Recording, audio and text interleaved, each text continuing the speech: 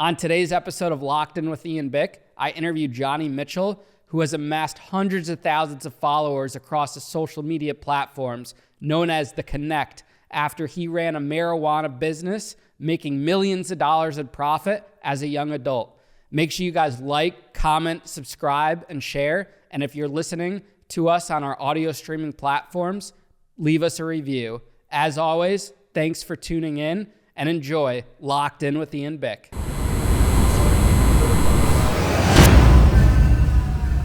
Johnny Mitchell. Yes, sir. Welcome to Locked In with Ian Bick, man. Thanks, Ian. Great to have you here. Really excited for the interview. I remember seeing you on Flagrant, and then I saw like the clips and stuff, and I was like, we got to get this guy. And really thankful like you answered, because not everyone answers their emails nowadays. Well, I mean, you offered to fly me in and drove me up, 5 hours north. I don't know where I am. I thought you were taking me to my death almost. Like you were driving on like a bumpy dirt road with some big tattooed convict. I was like, yeah, this might be where I get kidnapped and found later. Imagine if I picked you up in like a crappy car, like a little beat up Honda Civic. I kind of expected you to, because you said Poughkeepsie, and I know the reputation this area has. Okay, well, thankfully Mark put in the good word for me. Yeah. Now, starting at the beginning of your story, I like to always start at someone's beginning. How did you grow up? Where are you from? What's your family like? Portland, Oregon, solidly middle class, really nice area. I'm from the city of Portland, so I'm not from the suburbs. I hate being labeled as a suburban kid. Like we looked down on that back in the day, and it wasn't hipster Portland, Oregon, like it is now, Portlandia, you know what I mean? We didn't have goofy mustaches, we didn't know any trans people. Like it was different. I grew up in the 90s where it was diverse, if you could believe it. Like I lived in a blackish neighborhood.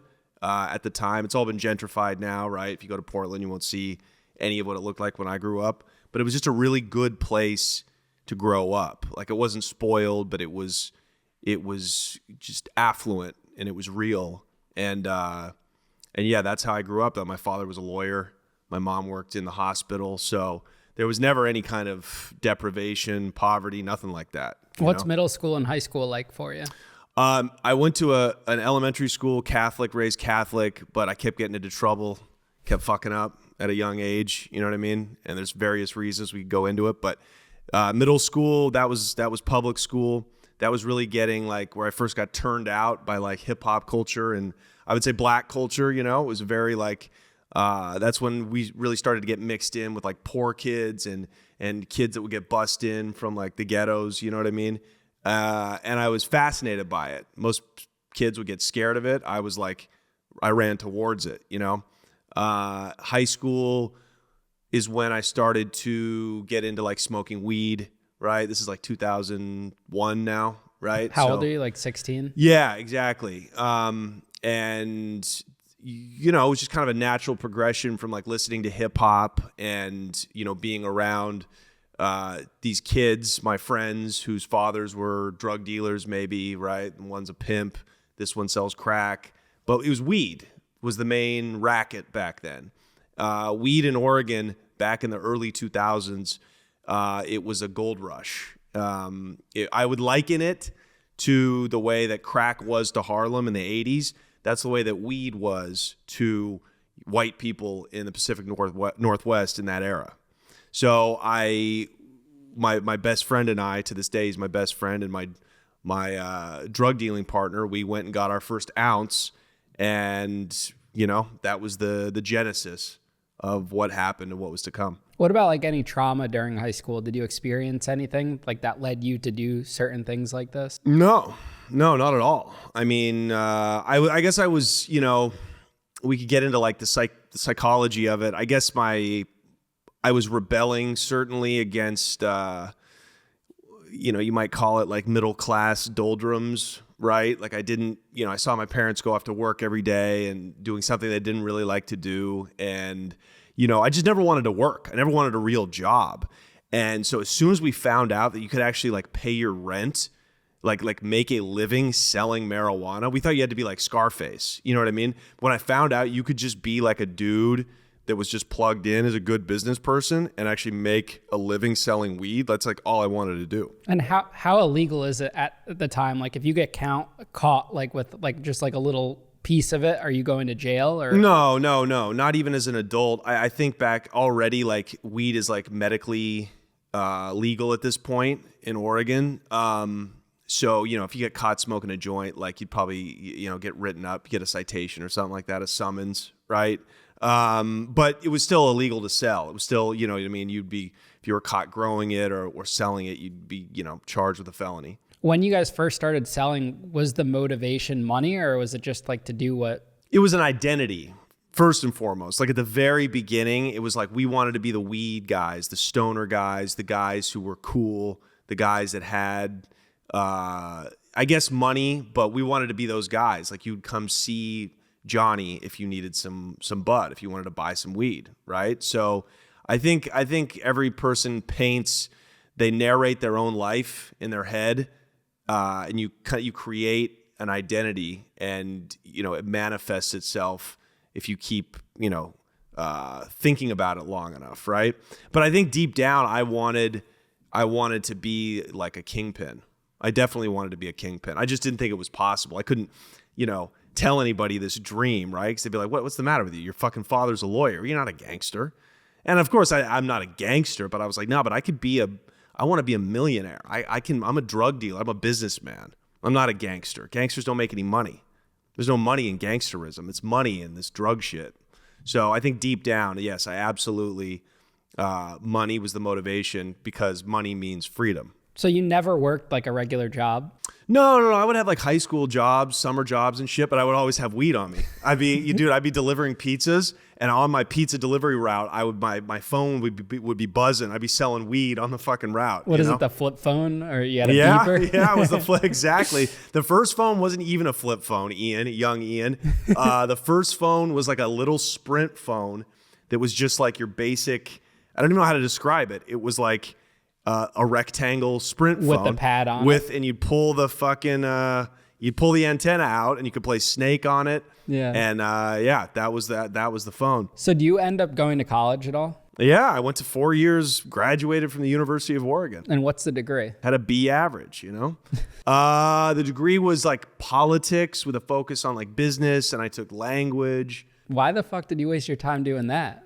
It was wild. I would be sitting in class and my burner phone would be going off and I'd be missing drug sales because I was in political science class trying to hear about this asshole telling me about the branches of government, and I got people hitting me up for coke and pounds of weed and shit. Yeah. So I was losing money at a point just by being in school. That's how busy the business got. Did you finish college for yourself or for your parents? No, I mean, I guess both, right? Like in hindsight, I wouldn't have even probably gone to school. I would have gone into business, or, if I had some kind of direction, if I had some sort of like mentors at all, they would have been like, you should move to New York City and just start doing comedy, right? Or, like somebody could look at somebody like me now, knowing what we know, and be like, you're not really meant for like traditional school. But back then it was like, nobody thought like that. You just middle class, like robotic, you go to college and then you go start in a company and work your way up. And, but I'm not built like that. So at what point do you take drug dealing full time? Probably by the time I'm 21 years old. This is right after college? This is in the middle of college. Okay. I paid for college with weed. I paid for my rent with weed, my car, everything like that. It was all paid for basically by marijuana. There was other things in there, the weed would dry up and we'd start selling cocaine and things like that. But by the time I achieved what I'd set out to when I was 16 years old, just paying my living off of weed by the time I'm 20 years old. And you'd think like, wow, that's the dream. I've made it. But of course, like now it's not enough. It's never enough, right? Now we got to level up. So what's the structure of your business at this point? Like, how does it work? What are the ins and outs of like this marijuana business? Yeah. So weed back then was extremely competitive. Even back then in Oregon, it was flooded with weed. So there were two structures to it. There was basically two tiers to the game, right? There was people selling indoor grown weed. And that was like, we called that killer or kill, right? And that was the most expensive shit. That was like premium. And then there was what we call commercial weed. That was outdoor weed. Still really good though. Looked like a lot of weed grown indoors, but it was actually outdoor bud. And that was where we like to stay because we could buy that in bulk at a good price and offer it at a good price. So I always wanted to be the drug dealer's drug dealer. I never had any interest in like going hand to hand. So when we met a grower, that was the connect, right? Hence the connect with Johnny Mitchell. That was to get to the source. That was how you moved up in the drug game, in the weed game. Because it's not like now where you just Google search like a wholesale marijuana dealer. Back then, the people that controlled the market were the people who grew it in Southern Oregon and Northern California. They have the best, still to this day, the most abundant and best outdoor grown weed in the nation, probably in the world, okay? Mountains and mountains with different groups, clans, Mexican cartels back then, or we called them the rednecks. These are just people like, guys in upstate New York, out of work carpenters, electricians, working class people who pooled their money and would have these huge weed grows. These are the guys you had to get to as a drug dealer, right, to get the best price per pound, okay? Because when you have the best price per pound, you then get all the clients because you can undercut people, right? This is natural. So this is like it is in any business, right? So we paid a guy that we knew who knew a grower. We paid him $5,000 just for an introduction. Which is a lot of money at the time. At the time, it was a good amount of money. So because we knew how valuable just meeting one of these guys was. So when we ended up linking up with them, the price per pound that we paid went down by like 30%. And from there, that's when we really stepped up from like making, $5,000 a month to $5,000 a week. All cash. Oh, of course, bro. There was no Venmo back then. So for us, $25,000 a month as 21-year-old kids, that was like a fortune. That we were like, oh, it can't get any better than this. This is crazy. We should quit while we're ahead. This is what my best friend used to tell me. But like, dude, we fucking made it. Let's graduate and move on with our lives. I'm like, hey, there's something left. We can't quit yet because there's something else to this game, right? Like, let's make millions. So that's always how I thought. How much weight are you guys moving, like on a weekly basis? 30, maybe 30 units, pounds. That's a pound? 30 pounds, yeah. Now, are you a type of dealer that's breaking that down, or are you just moving? No. Now there's nobody higher than us in a place like Eugene. So we have maybe 3 or 4 clients, each picking up 5 to 10 pounds. So now, we are the dealer's dealer. We're the wholesaler. The risk is lower, I guess, because there's less opportunity to get caught. No, the risk always gets higher. It's a two-sided thing, right? The risk, right, gets lower in a certain way because you're only dealing with a couple of people. Whereas when you're selling half pounds and quarter pounds or ounces, you're selling to dozens and dozens of people, right? But, now you're dealing with like drug trafficking. So if one of your guys that you're given this work to, this felony amount of work, 10 pounds back then and get you put in prison, right? So if he gets jammed up, he might turn around and, bring the law to you. So it actually, the risk overall gets higher, I would say. And where are you guys storing all this? Like, you pick it up, where does it go? Yeah, we had a friend whose apartment we used. You just kept 30 pounds of marijuana in an apartment? Yep. And the idea was to have them sold before we even got them back to town. You know what I mean? Yeah. So we tried to, like clockwork, we want to make sure, okay, this guy is ready. He's finished up his bundle. He's ready to pick up. This guy's ready to pick up. So boom, we bring 30 pounds back and 20's gone just like that, right? So that's the idea. Are guys taking you seriously being like this young white kid that's pushing weight? What do you mean? Everybody was young and white. So I guess it's a lot different, I guess, in that area then and back then, like to be young. It was normal, I guess, to be a young kid pushing this much weight. Yeah. Dorks and the nerdy guys were the ones who had the weight. Really? Like I remember like dudes that looked like you, but even less, inconspicuous, yeah, more inconspicuous, would be like these crazy good business people, but they were the ones who ended up getting robbed a lot too. You know what I mean? But getting robbed, we didn't take that too personally. That was like a business expense to us. You know? What's like a robbery scenario for you? We got stuck up at gunpoint one time. We caught a couple of dudes with ski masks. Like we were living in this house on the busiest street in Eugene. Okay. 2 blocks off of campus. We're playing Mario Kart for N64. Okay. This was a popular video game console back in the 90s. I don't know if your tween fucking listeners can relate to this. So we're playing Mario Kart. It's like noon on a Tuesday. And, half of my buddies are getting ready to go off to class. You know what I mean? And we just hear a knock on the door and somebody opens the door and somebody just goes, Johnny? And I figured it was just somebody, because we always had friends coming over. I'm like, yeah, I'm in here.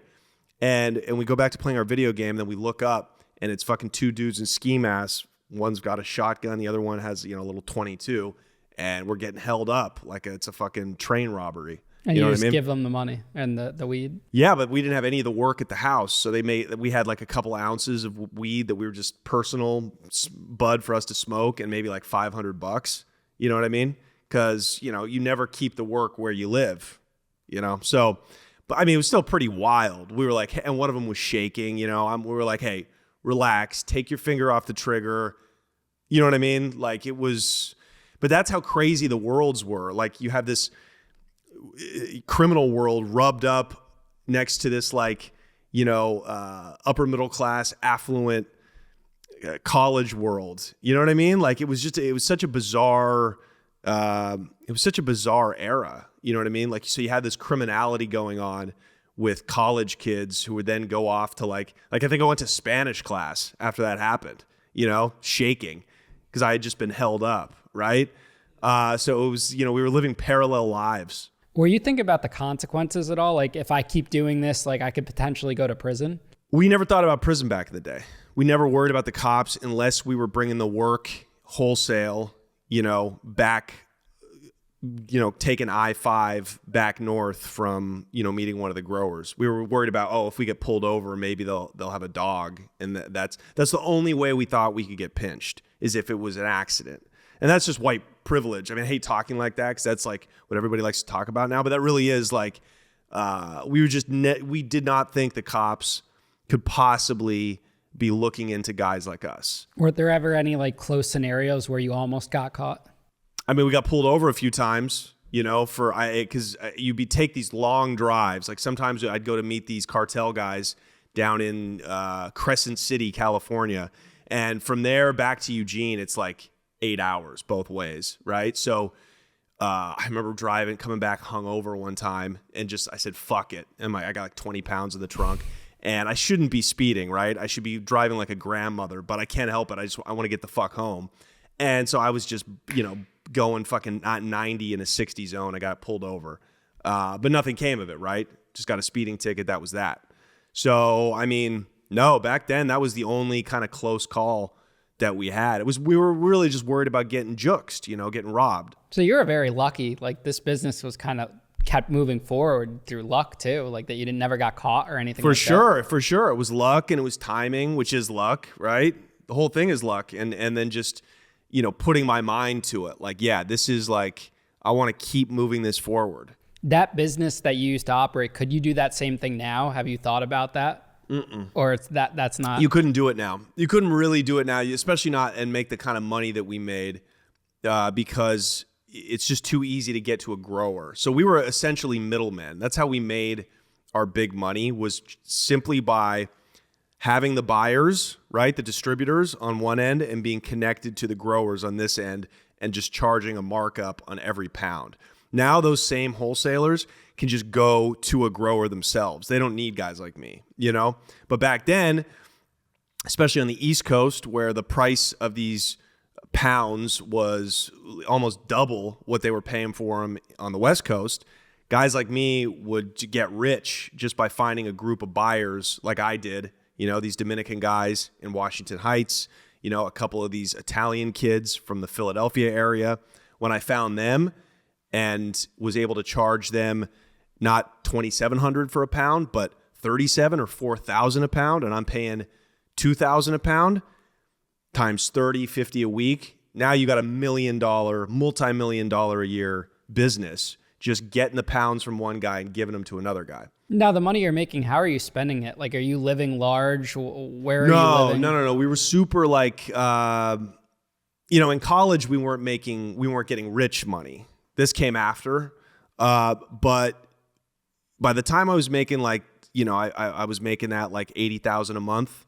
I was pretty much just living like free. I was just flying everywhere. I was going everywhere.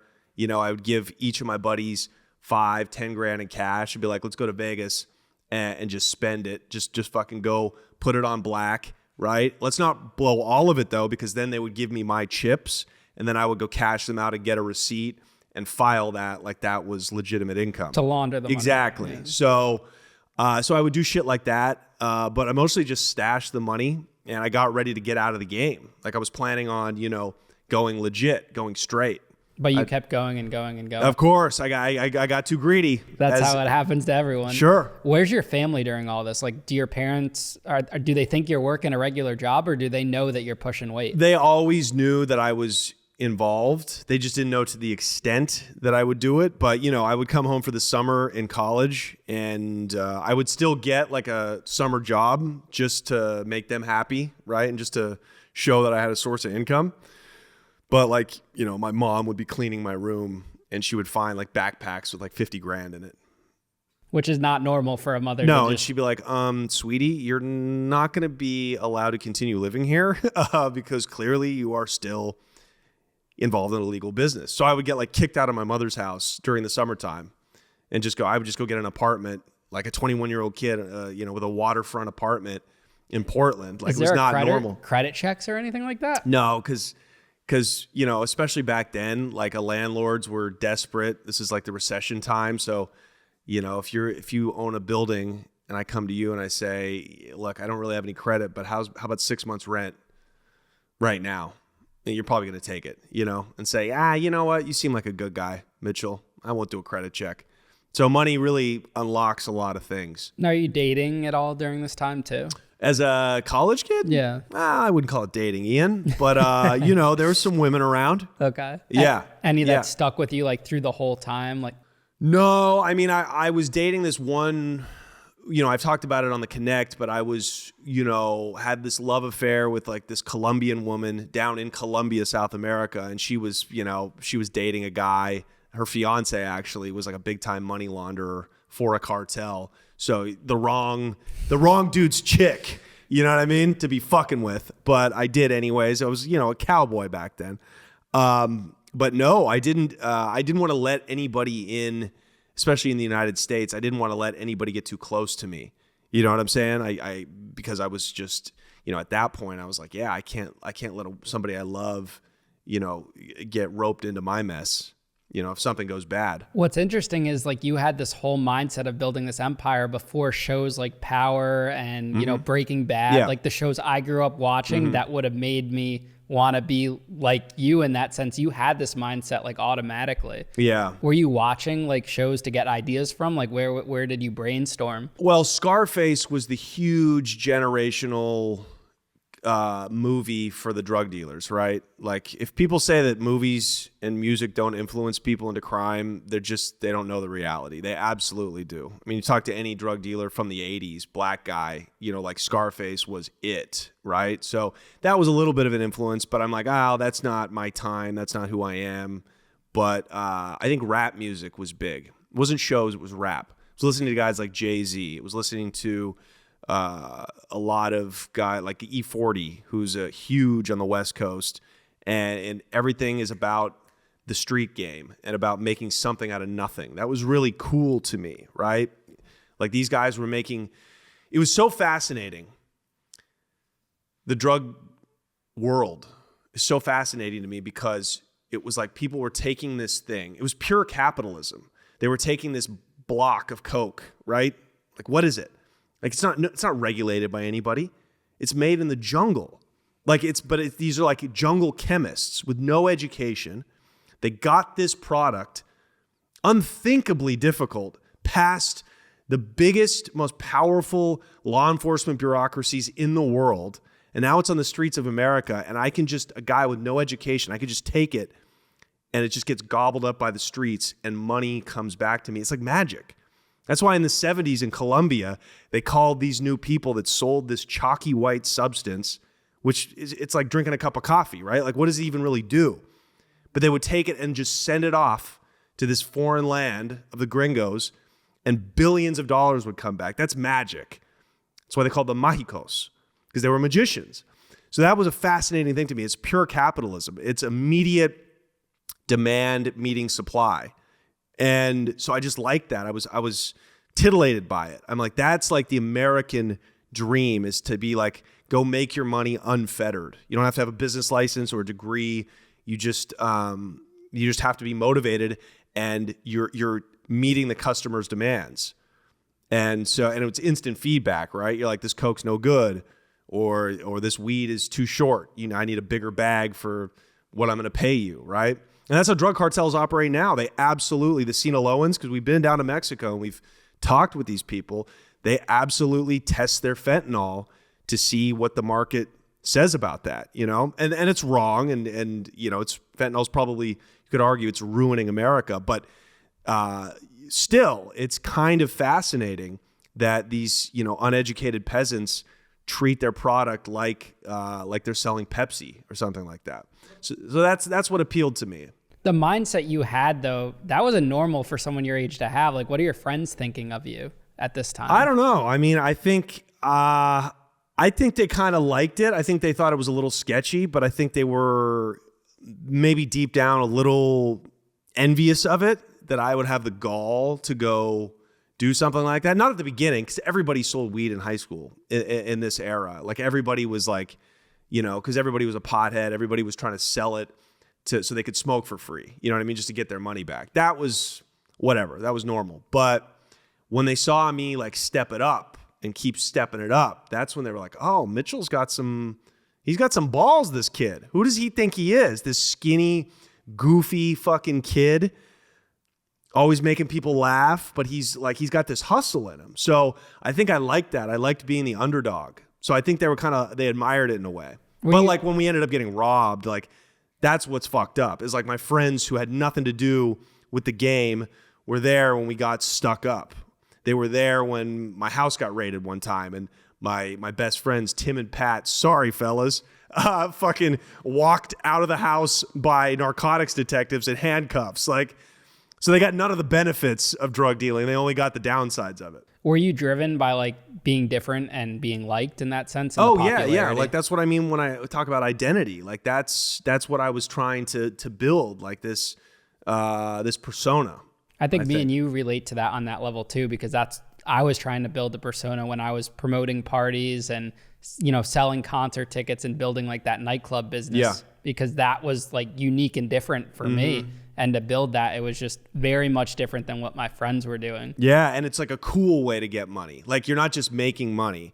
You're making money a flyway. Yeah. Like back in the days, the only acceptable ways to make money in our culture was like sports, drugs, or entertainment, right? Yeah. Because why else? You don't want to be like a lawyer to go, off to some corporate office, and you make $100,000 a year, but you fucking what? Like a lame, like a square. So that's kind of the mentality that we took from hip hop. I mean, it's even like that now. Like, people think being a social media influencer is cool. If you can get into that and leave a 9-to-5 to go do that, or be a podcaster or anything, or a comedian, like, people love that shit. Yeah, that's why a lot of people are succeeding in it. So, that's why you have people like that get into this game that probably shouldn't be in it, but Now, what is the relationship between you and the cartel? Like, how does that evolve? Because I've seen videos and I haven't really like figured out what exactly happened in that. Yeah.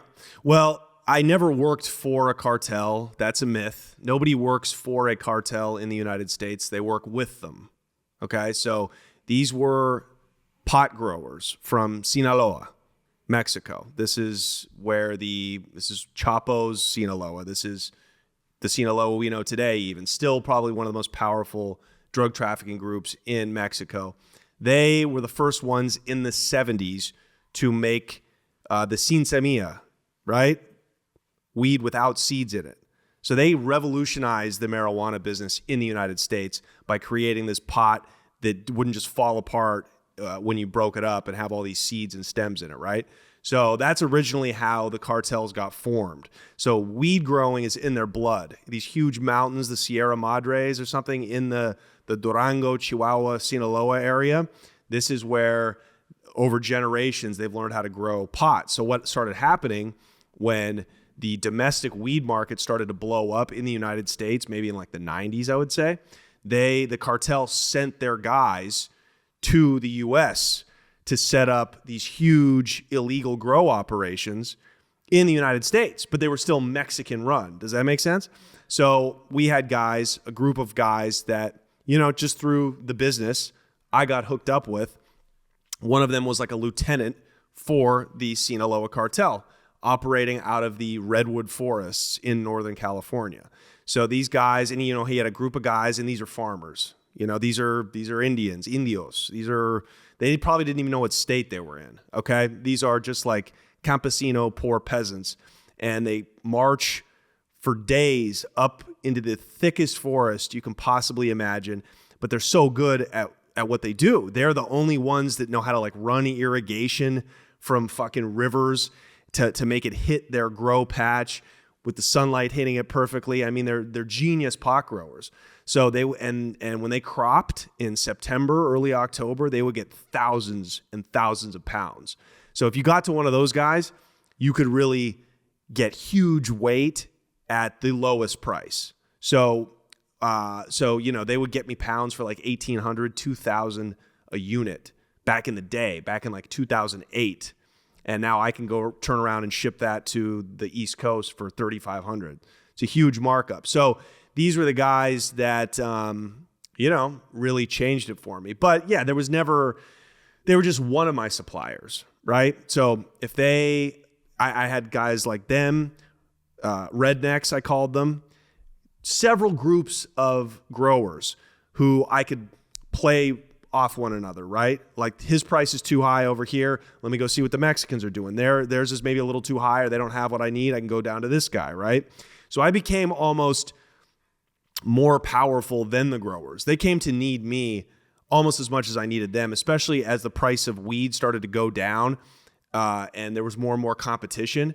Growers, especially illegal growers, had a much harder time selling their products. So they were like begging me to take their weed, towards the end. And they were basically like, name your price, So that was my involvement with them. And how old are you when this is going on? 23. You weren't afraid at all that like you were working with the cartel? No, I mean, of course I was afraid. I'm like, the feds could be on and the DEA could be looking at them. Yeah, no, at this point, I'm like, I was fully conscious of the fact that if I got pinched, I was going to go do some time. You know what I mean? Yeah. But I was never afraid of them. They were just good business people, normal, humble, kind of quiet people. And they were fucking scared too when we first started dealing with each other, right? They probably thought you were a cop. Of course. And I went in speaking like perfect Spanish and they were like, what the fuck? And I was like, no. I took it in college, man. I'm just trying to relate to you guys. So I realized don't do that. If you're dealing with Mexican cartels, speak a little Spanish, but if you speak flawless Spanish, that's what a DEA agent does. They're gonna think you're a fed. Did you learn Spanish because of your drug business? No, I learned it. I lived in my senior year of college. I studied for a semester in Argentina. And because I was really behind in my school, I was fucking up in class. I was not going to graduate on time. So I studied in Argentina to get a bunch of credits through like they had like an exchange program with U of O. So I was down there and there were a bunch of kids from all over the country, all over America that were studying at the same international school. And I got to know this kid, Joey, really well. He became one of my best friends down there. And it was his friends who were these kids out of Philadelphia. And these are all mob-tied kids. Their fathers are in the garbage business and shit like that. And he's the one that originally linked me with my first group of East Coast distributors, which led me to, making this crazy millions of dollars. So that was the trip that I learned Spanish and I eventually got, changed my business. Now, back to the cartel for a second. Were you able to walk away from that relationship with them, or was there a danger, like if you cut them off? No. So you could have walked away at any time. Of course. So you were dealing with like the safe side of business with the cartel, because the average American that hears business with the cartel, they watch shows like Ozark and stuff. They're going to think it's dangerous. Yeah, it's all bullshit. So you weren't. Stop watching Ozark. That show sucks. Some if you parts are fucking good. watch Ozark, you're a sucker. Okay? I guess I'm a sucker. It's not good, dude. It's not good. Like Starbucks coffee. They the marketing is so good that they fooled you into thinking that's good coffee. They fooled you into thinking Ozark's a good show. Watch the first season. That's it. Okay? First season was good. There's nothing like that. It does not exist in America. They come here to do business. If I'm not selling their weed, somebody else will come and find them. You know what I mean? Now, do you think that they get mad at all when you talk about it, like now on social media? Like, do they listen to that at all? They have social media teams down in Mexico. The cartels do. I don't think they care anymore because they don't operate growing weed in the U.S. anymore. Not really. I mean, not the way that they did back then. They still have like big illegal grows, but you know, they could raid a greenhouse in Palm Desert, California, with 80,000 plants in it. Something that will get you a minimum 10 years back then. They will raid the sheriff's department, arrest everybody, write them a ticket, and then let them go. Really? But yeah. So it's I don't think they give a shit. And in fact, Sinaloa is a brand. That the cartels brand themselves. So they want their name out there. Yeah. You know what I mean? Because I can bring you Coke from Sinaloa, because these guys also had a line on cocaine and heroin. So they were my Coke suppliers. Whenever the weed was dried up, meaning like the product was sold out, their crop from the fall, by the following summer, that might be all gone. And we would have to wait a couple of months for them to harvest their new crop, right? So I had no dope to sell. So they would be like, what about the coca? You know what I mean? So I would start selling Coke for them. And to tell kids at, you know, the University of Oregon, white kids, like, this is cartel Coke from the Sinaloa cartel, they would go crazy. They'd be like, give me all of it, you know? So branding is good for cartels. So yeah, they appreciate me talking about them. How long? And you're welcome. De nada. They got to send you a check. Yeah. When did you get to the point where you were making, you know, hundreds of thousands and millions of dollars off of this business? So this was 2009 and 2010. So you had a good run. Yeah. So it took me a long time. It really was like a case study in business, any kind of business, right? You might be having a startup for the first 5 years. So we didn't really take profit until maybe 3 or 4 years into the business. And then it was another year and a half or 2 years before I finally made those connections. In 2009, I had the growers, I had the best price on the buy side, and I had the best, highest price on the side that I sold it to, right? So when I finally made those, that's when just the money, it came so fast, I didn't even know what to do with it. And how big's your team? It's you, your business partner, and who else? Yes. So I eventually, when I started moving bud across the country, we're now talking about like federal DEA, illegal level shit. That's when my business partner said, you know what, I'm moving on. I got everything I needed out of this game. You know, I'm in love with this woman. I'm engaged to be married. He went and bought a house with his weed money. And so I bought him out of the business, and I said, great, now more money for me. So it was just me and then the people that I had working for me. So I had guys driving it up, you know, taking different trap cars down to Southern Oregon to pick up the product and drive it back. I had a spotter car to follow the guy going to pick the product up to make sure he didn't get pulled over, right? I had people back in Portland with the safe house to stash the product. And then I had another girl would help me. You know, I had like a factory operation, like a big, you know, table in a basement where we would meticulously bag up the weed and prepare it to be, you know, shipped FedEx or UPS out to the East Coast. So this is like TV and the movies in a way, like this whole setup. And how old are you in 2009? 23. You're only 23 in 2000. That's crazy that you have like this whole. Yeah. Are you making LLCs? How are you like washing the money? Yeah. I didn't get into that until, you know, later. But by that time I got arrested, you know. So it was pretty much just hiding the money, spending the money. Making plans though, for sure. But I was like, yeah, I got to have $1 million in my possession before I can really start to like launder it or turn it into like a legitimate business. But now I know that that's like, I should have started doing it right away. Did you have a number in your head that you were going to leave the business? At first it was 250,000. Next it was 500,000. Next it was $1 million. And I was like, you know what? Let me just get a clean 2 million and then I'm out. And then I'll have 1 million to invest and 1 million to live off of. And it never happened. I made $1 million, but I couldn't get to that 2 mark. You know, I got popped. Is your business partner ever arrested too, or he got? No, he got off without a scratch, not a ticket, nothing. And he made off pretty good. Of course, but he didn't reap the benefit. You know, he didn't get to make millions, right? But Yeah. like in hindsight, he got to avoid jail time, and he used it right. He used how you should use the drug game. Yeah. You know, like just get what you need out of it at the time, and don't get too greedy. And he was very good about that. How do the cops first become aware of you and start investigating you? So in 2009, one of our safe houses got raided. You know, a guy that I was giving work to, giving him 15, 20 pounds at a time. He ended up getting pinched. He was one of my best workers, but he ended up getting jammed up, right? And he made a couple of controlled buys, they called them. So the cops will give a snitch, marked money, and he'll go in and pay for the drugs with that marked money. And then they got a warrant and they raided the house. They didn't find that. They found maybe 5 pounds or like a couple $1,000. But they arrested me. I wasn't at the house at the time, but they put a warrant out. So I got hemmed up, got arrested. I had a good lawyer already though. So I was able to get it, basically got a suspended sentence, but I still had a felony. I was still on probation. Now the heat's on. You know what I mean? Like if I fuck up again, I'm gone. Right? First time ever arrested. First time ever arrested. And so by 2009, you know, I was a good college kid, never been in trouble. So, you know, a black kid probably would have got a year in the county jail or something like that. But, you know, had a good lawyer, had all these privileges. And so, but I had a felony, right? So now it's like, now things are really serious. And my lawyer was like, you know, you can get this expunged. You can, if you just stay out of trouble, like you can have a normal life, you're going to be okay. Just stop doing what you're doing.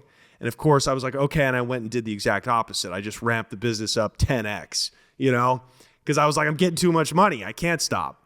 And then a year and a half, close to 2 years later is when I ended up getting arrested for the crime that sent me to prison. Did they know you were a bigger fish at the time they arrested you, or they had no idea? No, I think they didn't know. I mean, one of the guys that was there the first time we got raided ended up showing up with the group of cops that arrested me the second time. And I recognized him. He recognized me. And it was like, holy shit, Mitchell, you really didn't learn your lesson. You're really out here doing good. But they had no idea. And that's why they originally gave me a federal charge. They charged me in federal court because they thought, to your question earlier, they were convinced that I was working with the Mexican cartels, that I was working for them, that I was trafficking something much heavier than weed, because they found, you know, close to $500,000 just in one day. They found $500,000. Yeah, in cash. So, you know, and fucking egg on my face for not protecting that cash better, but I was getting sloppy, right? So they were trying to get me to cooperate, of course. And they were trying to get me to give up my sources, and especially my sources in the cartel. This is the second time you're arrested. That's right. So now I'm in jail. I don't have bond. I don't have bail, right? Because I was out on parole from the earlier crime. So I'm on a no bail hold, they call it. In federal. Yeah, correct. I'm in the county jail, but I'm being charged in federal court. So now, you know, every week they send somebody from the DEA down to meet me in jail, and they say, you ready? Come on, you must be ready now. You've been in this place a week. You hate the food. Come on, let's start talking. Like, well, we can get you out of this, right? Like, they're very like matter of fact, and they assumed that I was going to roll over. But my lawyer was like, look, the reason they're asking all these questions is because they don't know anything, and they think they've got like this whale. So all you got to do is keep your mouth shut. They have money. They don't have any product. So, you know, like they're going to be more, the longer you can hold out and suffer in the county jail, because it is suffering, I promise you, especially if you've never been in the system before, the longer you can hold off, the more motivated the prosecutor is going to be to make make a deal. You know what I mean? But I knew I was going to prison. My lawyer was like, there's no way you're not doing time over this. What are you facing at that point? Like, what are the charges you're facing? They were talking about like 7 years, 10 years. You know, they were talking about originally like roping me in with like a bigger RICO case, which is a continual criminal enterprise. You know, it's what they use to bring the fucking mafia down, right? But I wasn't involved in any greater criminal enterprise. It was, you know, I was basically a one-man shop. Was there drugs sitting somewhere that you were worried about them finding? Or? No, I'd liquidated everything. So again, you got lucky. It was good Totally, timing. totally, exactly. So they just found the money. They just found the money. Did you have other assets in your name too? No, I had cars in different people's names and, you know, a couple of different apartments, nice apartments that I used to stash shit. But I didn't own anything, which was the good thing. You know, the back to the county thing in the federal prison system, everyone always says county's like the worst of the worst because it's literally designed to get you to like expedite taking a plea deal or snitching or anything like that. It's terrible. And I was at like the detention centers. I never made it to a county. Right. I was at just a private detention center and that was bad. So I couldn't even imagine like a county. On the East Coast, they do it a little different because there's so much population that if you're getting charged with a federal crime, they'll send you to like MCC just for people getting charged with Fed crimes. In Oregon, they'd lump everybody together. People facing state charges, county charges, right next to people that are just doing county bids. You know, junkies, people withdrawing from heroin. Have you ever heard or smelled what that's like? It's torturous. Like that people are screaming in the middle of the night, aching, wailing for their fucking mother, and you can smell the heroin coming out of their pores, you know what I mean? And then you got gangbangers fucking fighting, COs running in because a drug package will make it through and they'll make everybody get up at 2 a.m. and they'll toss everybody's bunks and throw their shit everywhere and call you a faggot and insult your mother and then just leave, right? And it's just like, it's brutal. And yeah, it might be designed that way because they're trying to squeeze you. They don't want people to take their cases to trial as you have the right to by the Constitution, because that would just cripple the system. Yeah. What are your parents saying to you the second time? I can imagine the first time they're not happy, but the second time you're sitting They never found out the first time. They never found out. I bailed out in like 2 hours and then was home for dinner with my grandfather who was visiting. You know what I mean? So again, I'm living this lie. I'm living a huge lie. So when I got pinched the second time and they obviously had to find out, they were devastated, you know, but they helped me at the beginning facilitate with my lawyer. And, you know, I gave them money before I went away and they put money on my books and they wrote me letters and they were just good people. So how much time do you eventually get sentenced to? So I got sentenced to 36 months, but I had time served, 8 months in the county jail, did 6 months in maximum security prison, and then I got shipped off to a minimum security on the Oregon coast, and I did a drug program there, so I got a time cut. Were you ever in like fear that the cartel might think that you could be snitching or making a deal or anything? I thought I'd considered that, but you know, I knew that my county jail record was enough to probably show that I wasn't cooperating, because normally when the cops first arrest you and they pinch you with drugs, they try to get you out right away. They try to get you back on the street and get you drug dealing. They're like, we're going to let you work. I mean, imagine that. The DEA or the drug cops who are supposed to be stopping drugs actively encourage their snitches to sell drugs. Except now you got to give us, you know, they want the bigger fish. We got a quota every month. You know, we're going to need people and we want you to keep moving up the ladder. So I figure, God, I've been in county 6 months now. It's pretty clear that like I'm holding on and I'm not cooperating. I'm not taking a deal. Was there any inclination in your mind to snitch at all? Yeah. You wanted to? No, I didn't want to, but I considered it. And what was I was like, it's the last thing I want to do is rat, but like I also don't want to be in here. So, you know, it's a human nature to self-preserve, right? To survive. So why did you decide against it? Because my lawyer was like, look, you know, he laid out possibilities, right? He was like, you could cooperate. I'm not gonna judge you for that. You know, I have clients who cooperate all the time, and I'm able to get them time cuts. But he's like, look, they don't really have you by the balls. You know, they do and they don't. You fucked up, and you're going to go do some time. If you cooperate, you're probably going to end up doing some time anyways, right? So I would say let's hold on and see what they're offering us first in terms of prison time. And then we can revisit, if they want to give you 10 years, maybe then we can revisit cooperating. But he was like, your crime isn't serious enough if you really are about who you say you're about and being honorable and living by the code.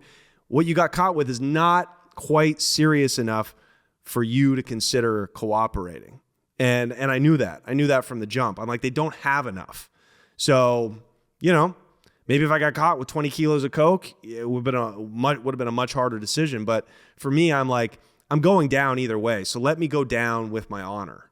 Now, by the time you make it to prison, how old are you? 25? Yeah, I'm 24, about to turn 25. What's it like being like this young white kid, first week in a high security prison? Yeah. It was really a culture shock. It was really, really rough. I thought it was going to be great. I was so thrilled to be leaving the county jail that I was like, oh my God, I can't wait to go to my new home. JD will tell you that. Like you spend enough time in county, you're like, please send me to prison. That's all I want to do is go to prison.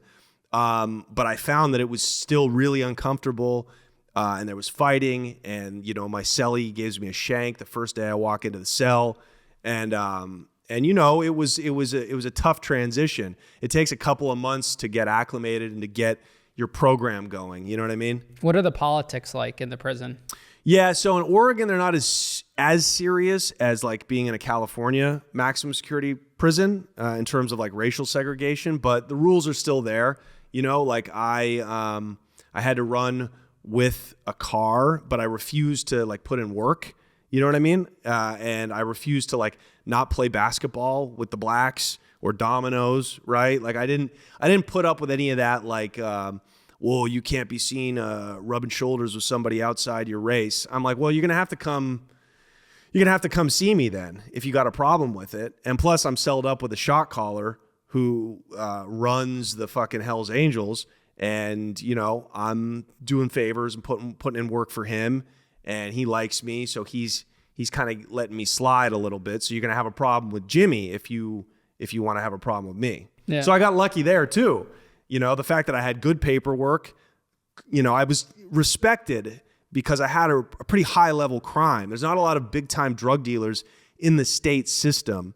So already I had like this respect, and, and I carry myself with an air of intelligence. I was also, celled up with a shot caller, right? And they for sure did that on purpose. They put the most harmless guy in the prison in with the most harmful guy to try to dissuade any kind of, collusion. So I think that's kind of what saved my ass. It's interesting you called it a car. You're the first state prison guy I've met that calls it a car, because in the feds, it's not a gang, or at least on the East Coast, it's called the car, the people you ride with. Mm-hmm. But most of the state guys like I talk to, it's always like a prison gang. Yeah, it's a set, or we call it a set or a car. But, I'm just speaking in your language. You know what I mean? My language. Yeah. Thank you. Now, sex offenders, are you interacting with them at all in this, because it's a higher security prison? Yes, they're around. They weren't in the cell block. They were, but you would see them like at I worked in the prison kitchen, so they would be there. And sometimes the library, right? They didn't have like completely separate wings, but they wouldn't put them on mainline in the specific cell blocks that I was on. Are they trying to approach you at all? Like I know in my scenario, I got approached a lot because I'm this young white kid, but we probably carried ourselves very differently from one another. How would they approach? What would they be approaching you for? I would get like tried a lot. Like I would be sitting in the library and I would be like reading or working on something. And one day, this is the first instance that this happened, a sex offender comes up to me and he passes me a note. And he's like, I'm here for child crimes. Are you here for child crimes? Meet me at the library at 7:00 tonight. Doesn't say a word, just hands me this note. And I open it, I'm reading it, I'm looking around because I don't want to be seen associating with this guy. And I fucking go to the bathroom, flush it down the toilet, walk out, and I never go back to that library again. That was like the type of shit that was happening to me like all the time. I'd be standing in the line at the chow hall and these guys would just come up next to me and they're like looking at me. And it was just like the weirdest You thing. absolutely look like a pedophile. Yeah, I think that's what they're trying to tell you. With the glasses, you just got fucking I was child really molester chubby. written all over you, dude. Exactly. Or at least just hard drives full of kiddie porn. That's what I would pinch you as. Yeah. Well, and the worst thing too, you said you had like drug charges. I said I had fraud charges. They didn't believe that because in the federal prison system, there's very rarely anyone at 21 years old there for fraud. So they thought that was a cover story. And like one day I was sitting at like the chow hall table, and my very first time at chow hall, I sat down, the guy said, "You can't sit here and you belong with them." And he points over to a table with a bunch of sex offenders because there's a sex offender table. They made me sit at that table. That's shameful. My very first time ever. And Shouldn't have sat at that table, dude. Yeah, I didn't Shouldn't know have how sat to at that operate. table. It was just like, Yeah. I was nervous. I had no paperwork yet. And Yeah. I was just like, I didn't know how to adapt it Yeah. and walk around. Well, we have our paperwork in Oregon. Like, we take that with us. Like, we literally, they give you your physical paperwork. You take that from your sentencing onto the bus, onto the Grey Goose to Coffee Creek, which is the sorting facility where they hold you until they find what prison you're going to go to. So immediately you have to show your paperwork. But, you know, my reputation preceded me. I'd been fading since the day I got into jail. So no, by that point, like, if you were going to be a creep and approach me, like, you might have got snuffed right there.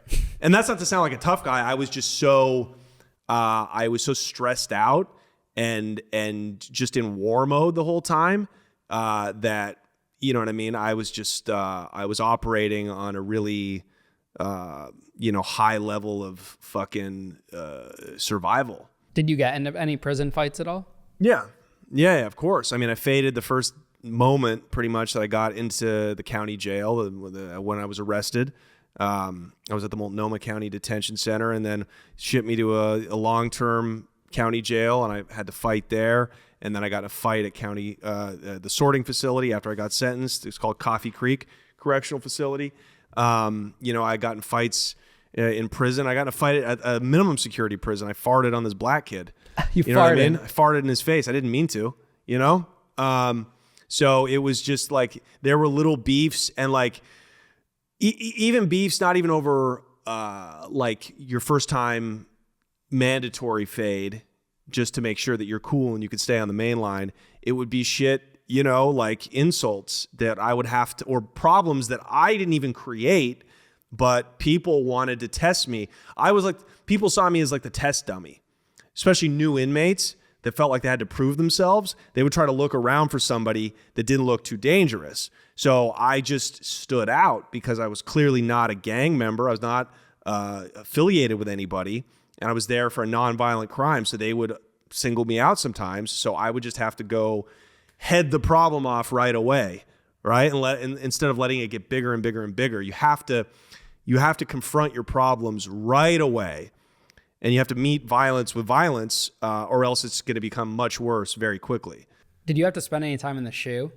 Well, we don't have the SHU in Oregon. That's a special housing unit. I think that's a California thing. But I spent time in the hole for sure. We just call it the hole. Okay. Yeah. And what was that like for you? Yeah, it's brutal. I mean, like, in county jail, it was okay. I went for 30 days in county because I was so sick of being just around, bunked up with, all of these new people all of the time, right? The junkies and these creeps who would just come in for parole violation or just come in because they got caught with like a little bit of heroin, right? It's brutal when you have to spend time in an institution with people that are changing every week, right? You much rather be around like long-term criminals. So I remember I got in a fight and they sent me to the hole for 30, and for the first couple of days, I'm like, this is awesome. I get to be alone. I get to sleep in peace. I get to jerk off, unfettered without some guy staring into my eyes lovingly. Yeah. But, after a couple of weeks, you only get 15 minutes out of your cell to walk around. You could see how people could lose their mind pretty quickly. Wait, they jerk off in front of each other in prison? No, but you got to go to the bathroom. Like, if you're not in your own cell and you're in a dorm, you got to go into the stall. They call it getting money. Getting money. Yeah, be like, Mitchell's in there getting money. And that's term for it. He's going to jerk off. Yeah, getting money. Wow. And so you put your hat over, because they give you hats, and you put your hat over like the stall door handle, and that's how like, don't come a knocking. Now, taking care of myself. the rest of your prison sentence, how are you spending your time? Are you like a studious person trying to figure out your next moves? Are you a gym person? What are you doing? Yeah, so I used to hoop, play basketball every day. Worked out a little bit, especially at the end. I was working out pretty hard, and I was writing scripts, trying to planning on coming to Hollywood. That was my big grandiose dream. Okay. Yeah, exactly. And then, of course, I would go do these little talent shows that they would throw at the prison every now and then. If you had, good behavior, you could go perform at these like talent shows. So I would do stand-up comedy for the inmates. So I would do a little shit like that. And then I worked, I had a job. I worked in the prison kitchen.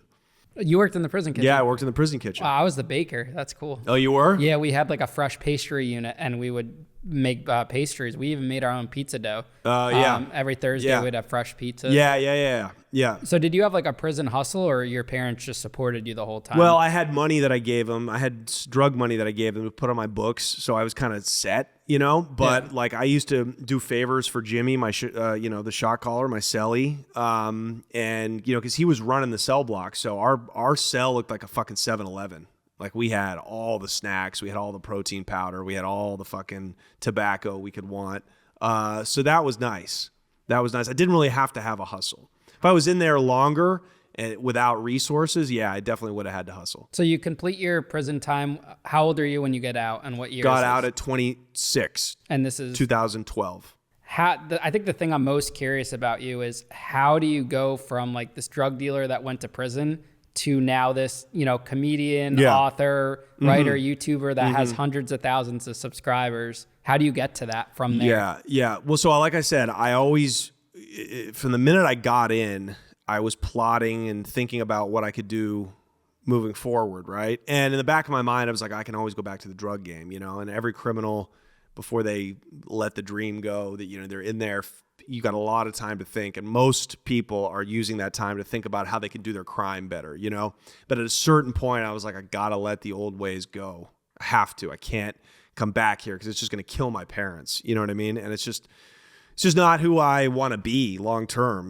I didn't even want to be a drug dealer long term when I got arrested anymore. I was like, I made enough money. I don't want to live in the shadows anymore. Like, I think there's something else I could be good at. And so I've always been a writer.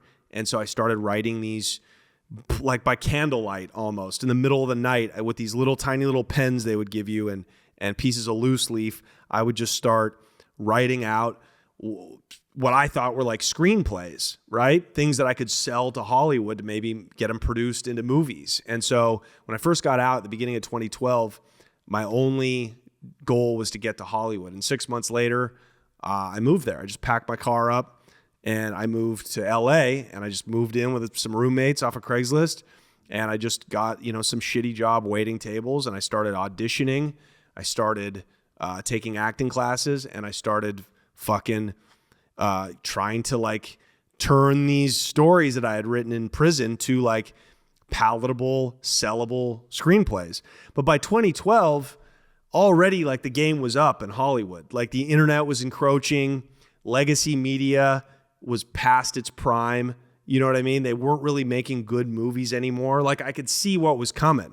I'm like, the internet is going to decimate old Hollywood. You know what I mean? They're not going to make movies like Goodfellas anymore. They're not going to make these classics that I grew up with, which is sad, but it is what it is. And plus I didn't really like the isolation of being like just like a screenwriter, So I had already done stand-up comedy in prison, right? But it was just like roasting. It was just like I would roast the different sets, right? And I would just talk shit and mimic the prison guards and shit like that. And I was taking these acting classes, and I would just go off script in like the scenes. You would perform scenes from, different movies with your scene partner in front of the other people in the class. And I would just go off book and just improv, and I would kill. Like I would ruin the scene, but I'd make everybody laugh. And I was like, God, maybe I could be like, and I thought back to prison, and I'm like, maybe I could perform stand-up comedy. That could be a way to like get into like acting roles and become like a writer, right? Like I just thought I'd use it as a means to an end. So I started going to open mics, and very quickly I was like, oh no, this is what I want to do. Like this is it. So I just expanded, just worked out from there. Just kept moving and building the act, and like all of these observations and pent up things that I've felt for so many years, right? Including prison, I started to make light of, make bits out of. And then the pandemic hit, flash forward 6 years, 2012 now. I started in 2014. The pandemic hits, and I'm at a crossroads. I'm like, should I just bail? Should I just quit and fucking, move to some island and enjoy the rest of my life? Or should I go buy podcasting equipment? And that's what I did. I went and I built my own little studio, and I just started making content. And then, I had this idea last year. I was like, fuck, I used to, I'm watching YouTube just like everybody. That's like what I watch on my TV now. I barely watch like Netflix shows. And I see this big fucking cholo guy talking about the craziest shit that he saw in like a Mexican prison. And I was like, that's interesting. I could probably do that. I could talk about drug dealing too. Like these Vice News dorks, these Oxford journalists that want to talk about the Sinaloa Cartel. I'm like, well, I've actually been with these dudes. So like I could fucking articulate this shit, but I've been in that life. I got stripes. I'm credible. So that was how the Connect was born. And when this started last year? Yeah, it started last September. So you went from this past September of 2022 to now that many subscribers in that period of time? Yeah. That's crazy. Yeah. But what are like some of the struggles before that? Like, because it didn't just happen overnight. So what's like the pre-history to that? Like what are some things you had to endure? Yeah. Because it's not like overnight success. No. I mean, the Connect kind of did blow up overnight, but that was after failing at, many different podcast ideas, many different clips, so much content that I've made for Instagram and YouTube over the years. I think podcasts are, or whatever we call the Connect, right? A show like this. It is a podcast, but it's a show. It's television now, basically, for the new digital world we live in. They're much like pilots, like television pilots used to be, right? So you would get a deal from NBC. We want a pilot. We're going to pay you to write one episode. That's a pilot. And we're going to shoot it. And if it tests well to America, we're going to order a full season. So that's kind of like what a podcast is now. It's a pilot. And just like pilots back in the day, most of them won't work. You know what I mean? Dave Chappelle had like, literally, they called him Pilot Boy in the 90s in Hollywood. He had like 20 pilots that they tried to make of him, and none of them worked out. But finally one hits, this show called The Dave Chappelle Show, The Chappelle Show on Comedy Central. So it's the same with like YouTube. Like you just need one to go. It's like business. They tell you in business, you just need one. You just need one success. But yeah, dude, I fucking, doing open mics in Los Angeles, it was brutal. It was brutal trying to get on stage. It was just to find an audience to make laugh. And then you finally got them. Now you got to make them laugh. Stand-up's an ongoing struggle. What kept you going like through those times to keep pursuing it? Because you're still doing comedy to this day, so you didn't give up. No. I think just like I was good at it. I knew that like there was something here. Like I would just kill when it was good. When it was bad, it was bombing. But like I knew that like I could kill. I had the ability to really like look out into the crowd and see people like holding themselves. And I still, dude, I see white women in the audience doing stand-up New York, 75th and fucking Broadway last night, Upper West Side, right? It's like this fucking bored, affluent, white, aristocratic crowd.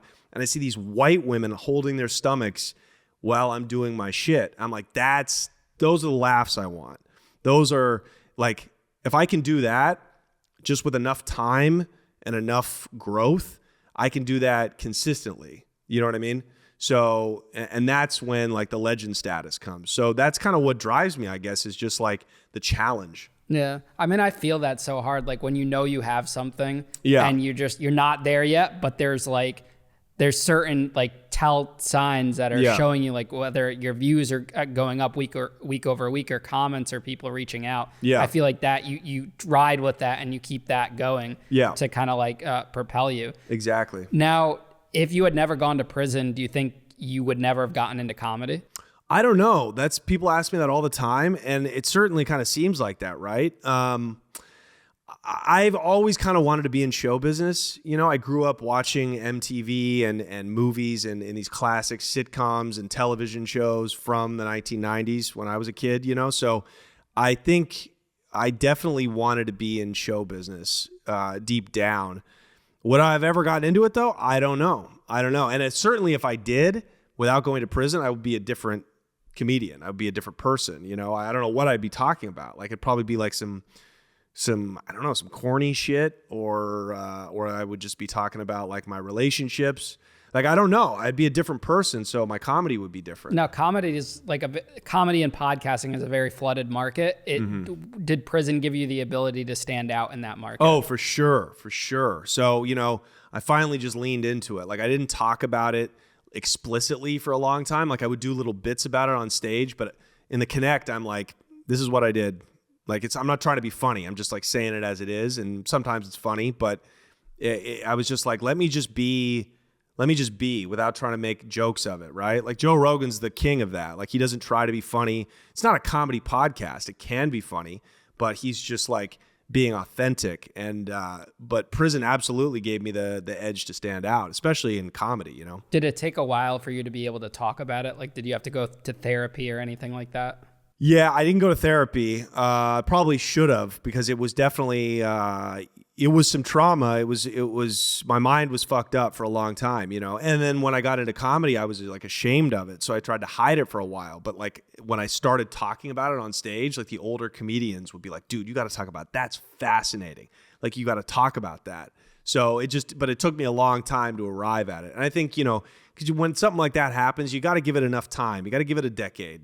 To really put that behind you, right? Yeah. No, I felt the same way. Like I didn't talk about it for 4 years, and I got out 4 years ago, just started getting into this whole talking about prison like 8 months ago. Yeah. And a lot of people reach out and they're like, oh, did you just get out? Because they see that now I'm talking about it. Because there are people that go straight from prison to social media to talk about it. Right. So it's like interesting how that all pans out. But I think that the second I started owning it and being open about it, one, it took away people's power to kind of like hate in a way, because you're already out there with the worst of the worst. And two, it just like accelerated my life in a totally different way that I never would have expected. Yeah. So what's like a day in the life for you now?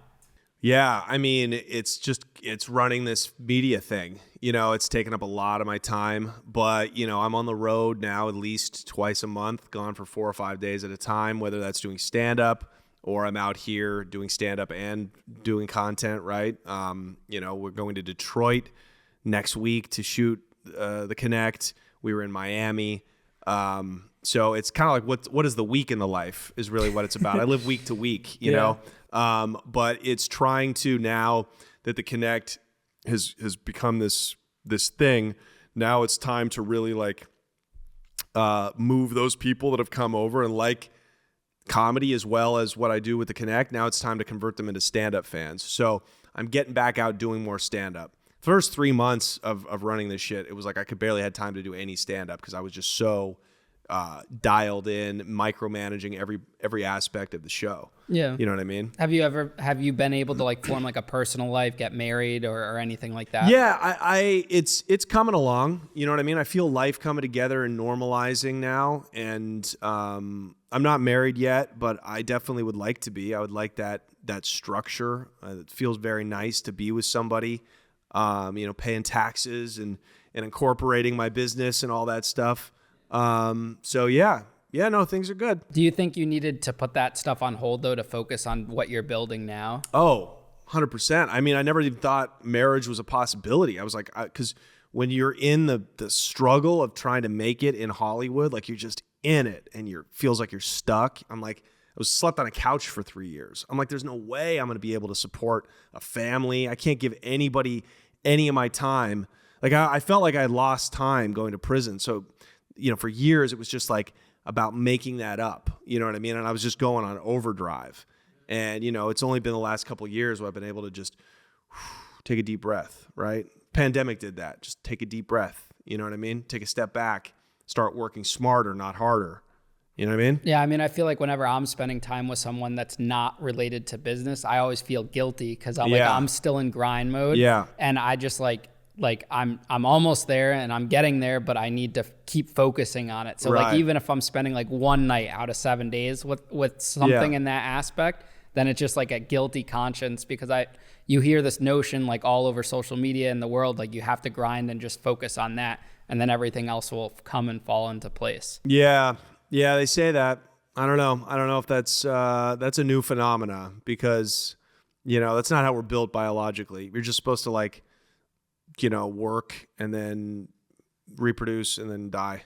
So what do you think like your message is to someone that was in your shoes, like growing up, going down that path, maybe selling drugs, getting into crime to support that lifestyle, going to prison, fails? It doesn't even have to be prison, the failure, just failure in general. And then finds the strength to get back up, goes into something and recreates a life for themselves. What's your message? Well, failure's necessary, so the earlier you can learn about fail and climb up out of it, that's really what is going to set you apart from your peers.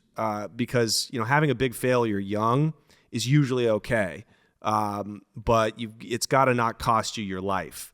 So especially if people are selling drugs, it's not anymore a viable business option. Not really. You can't really do, unfortunately, what I did anymore for the reasons that I've laid out, right? You can still sell drugs, but especially if you're selling hard drugs, it's like you're going to kill somebody. Fentanyl's ruined it for everybody. You know what I mean? And I don't know. There's just, if you have the drive to be able to make money like that, there's so many ways now with social media and the internet to build a business that's probably going to make you as much money long-term as you made selling drugs. You just have a very low probability of it working, you even doing it right, much less getting away with it. So, it's just like, it's just not glamorous anymore. It's dirty. It's on the marijuana side, it's flooded. It's not like it's just changed. It's not this glittery, mysterious, exceptional thing anymore like it was when I first got into it. So, like build a business, be your own person. You can fucking do it. You know what I mean? Like you got the drive to fucking sell drugs. Like you can have the drive to start an online business. You'll make just as much money. You'll make more. And failure is like a good thing.